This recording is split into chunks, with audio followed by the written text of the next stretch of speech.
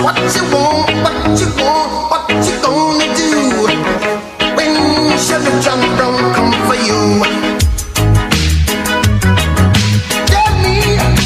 Welcome back, Santa Clarita Valley. We're here on your hometown station, KHTS AM 1220, with your Neighborhood Watch. Here in the studio with your news director, Perry Smith, is Deputy Josh Dubin. That was good Santa excitement. Clarita Thank you. I'm trying to amp it up a little bit. There you go. It's in the morning, but hey, we're gonna make it through this day. There you go. That's sure. That's a giant cup of coffee that you have. It is, and that's like 2.5 cups. I got to be on my guard because you're uncomfortably close to me here in this studio. It's all right. We're getting close, but we're gonna get through it. We got an hour to go. So let's talk about, Sergeant Olfert was just on, and he was talking about the off-road team, but you get a little off-road yourself sometimes, huh? Don't you? Well, it's on road. Well, off-road. Paseos is off-road. Yeah. So, and, we just, not to interrupt you. No. We just did the Crime Prevention Unit and the SIT team, the Crime Impact team. We worked together on a high-visibility saturation patrol. And basically what we did was we had a couple deputies on bicycles. We had myself and Deputy Jackson on our T3s, which is basically a three-wheel, right? Right. It's an electric vehicle, clean energy vehicle. It has 3 wheels, silent. It has 3 wheels, a light and sirens, and we use it to get around the Paseos and the South Fork Trail and some of the different trails. For people that don't know, real quick, what is the SIT team? What do they do? The SIT team is one of our specialized teams at the station, Crime Impact Team, CIT. Oh, okay. It's made up of a sergeant and 4 deputies, and they have specific missions based on crime trends that are developed in the Crime Prevention Unit with the zone leaders. So that's the easiest way I could describe it. Okay, let me see if this is fair. CPU would identify a crime trend based on the reports that they gather and what they put out, and then they would work with the SIT team to identify how to kind of stop that illegal activity. Correct. Well, working with our detectives in the Detective Bureau. So this saturation patrol, why do they call it a saturation patrol? Well, it was extra deputies. There was about 10 of us out, and like I said, myself and Deputy Jackson were on the T3s. We had a few deputies on bicycles.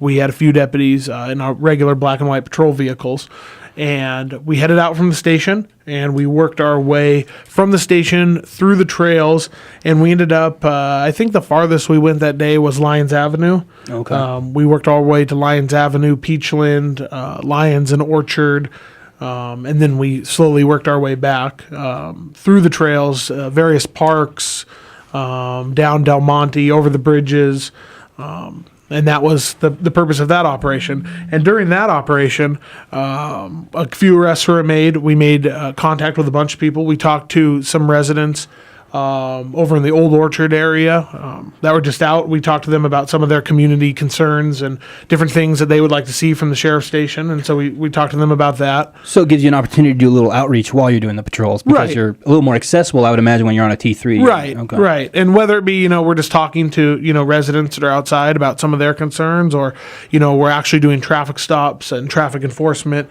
It was kind of a dual purpose mission. We ended up working our way through the transit center over there on McBean and Valencia. Sure, a lot of high traffic area there. Right. We worked our way there. We talked to some of the bus operators, some of the different things going on there. We patrolled some of the bus stops.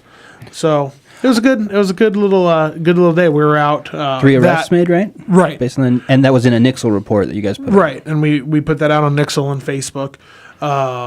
We were out, I think we left the station about 8 a.m. or so. This was a morning one. Oftentimes we'll do a nighttime one, an afternoon one. This was a morning one. I believe we left the station about 8 a.m.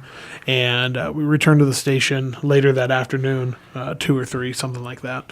And so those hours are defined before for that patrol. When you do a saturation patrol, you decide, okay, we're going to look at it from 8 to 2 for say, or whatever hours you decide, or do you have a certain goal of like an area you want to cover and just however long it takes based on, how is that determined for the mission? Well, you know what, we prior to that saturation patrol, we had spoken with some homeowners associations and some residents about their concerns about different activities that were going on and the specific times that those activities were going on. So we kind of based this operation around those concerns. So, really any time is a good time to get out and talk to the community. And like I said, we talked to numerous residents that were just outside walking their dogs, pushing kids in strollers. And so we had a lot of positive interaction, which was real good. So, So I know the T3 has a forward-facing light, so technically you can make a traffic stop. Have you ever done that against a car, or because I know it's generally more for like off-road type of stuff, right? Well, you know what? My first experiences on the T3 were when I worked at Avalon Station, which is on the island of Catalina. Sure. A lot of golf carts there. We've Right. talked about that before. Right. And so when you say make a traffic stop on a vehicle, I have made a traffic stop on golf carts. And Catalina does have some legitimate motor vehicles. It's just set up a little differently, and geographically they're a little bit different. But they utilize Jeeps and T3s and different types of things there. So it was extremely useful while patrolling there. And as far as speed goes, I mean, would a golf cart be a fair comparison? Because it's not quite as, you're not going 60 miles an hour. No. Right? The T3s have a range anywhere from 14, 15 to 20 miles an hour. So anywhere between 15, 20 miles an hour. So. Have you ever gotten on two wheels on a T3? I have not. Okay. That would be dangerous. So, okay. Well, I'm a large man. and they have a specific training that you go through when you're authorized to do a T3, right? Right. I would imagine I've like gone through off-road. our department's training on that. And we usually utilize a partner. So we have two T3s at our station that the city purchased for us. Okay. And we're able to use those. And, oftentimes we'll use a trailer if we want to patrol like the very far into Canyon Country. We'll use a trailer. We'll trailer the T3s out to that area, and then we'll deploy them from there. So it really just depends on what our mission is for that day or that operation, and we work it around that. Cool.